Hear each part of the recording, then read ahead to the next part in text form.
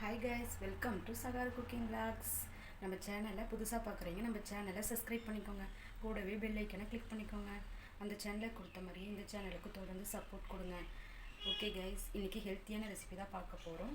கறிவேப்பிலை பொடி இப்படி மாதிரி இருக்கும் கைஸ். ரொம்ப ஹெல்த்தியானது. எப்படி செய்யுதுன்னு பார்க்கலாம் வாங்க. வீடியோக்குள்ளே போகலாம். பச்சைக்கடலைப்பருப்பு, பெருங்காயம், பூண்டு, புளி, உளுந்து, வரமிளகாய், கறிவேப்பிலை, உப்பு. ஃபஸ்ட்டு உளுந்து எடுத்து நல்லா ஃப்ரை பண்ணிக்கலாம். நல்லா மொறு மொறுன்னு ஃப்ரை ஆகணும், வாசம் வரும். நான் கருப்பு உளுந்து எடுத்திருக்கேன். நல்லா ஃப்ரை பண்ணிக்கலாம், கலர் சேஞ்ச் ஆகும்.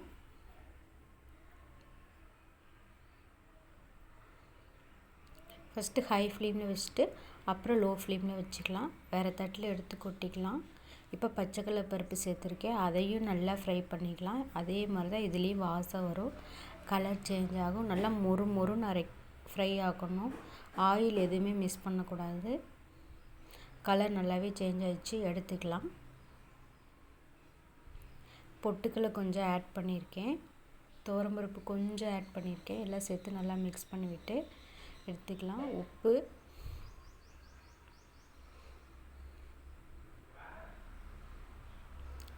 இப்போ கொஞ்சம் நல்லெண்ணெய் ஊற்றிருக்கேன் வரமிளகாய் ஃப்ரை பண்ணுறதுக்காக.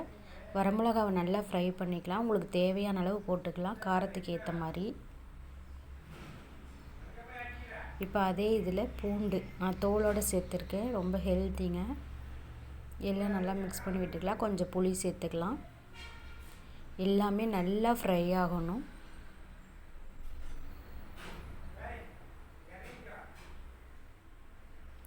இதுலேயும் கலர் சேஞ்ச் ஆகும், தோல்லாம் மாறிடும் கலர். புளி எல்லாமே நல்லா ஃப்ரை ஆனதுக்கப்புறம் எடுத்து அதே தட்டில் மாற்றிக்கலாம்.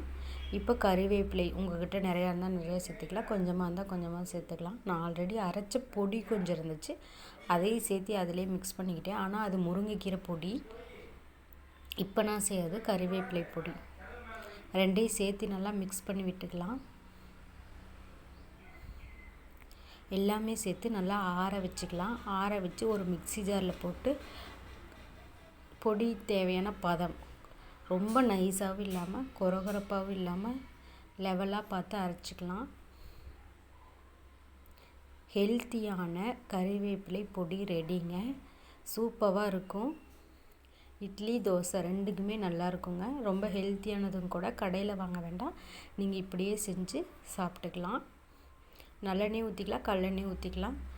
ஆயிலும் மிக்ஸ் பண்ணிக்கலாம். ரேஷன் கடை ஆயிலை தவிர்த்து எது வேணால் நம்ம ஆட் பண்ணி சாப்பிட்டுக்கலாம். டேஸ்ட்டாக தாங்க இருக்குது. ட்ரை பண்ணி பார்த்துட்டு எப்படி இருந்துன்னு சொல்லுங்கள். சப்ஸ்கிரைப் பண்ணிவிட்டு போங்க. பாய்.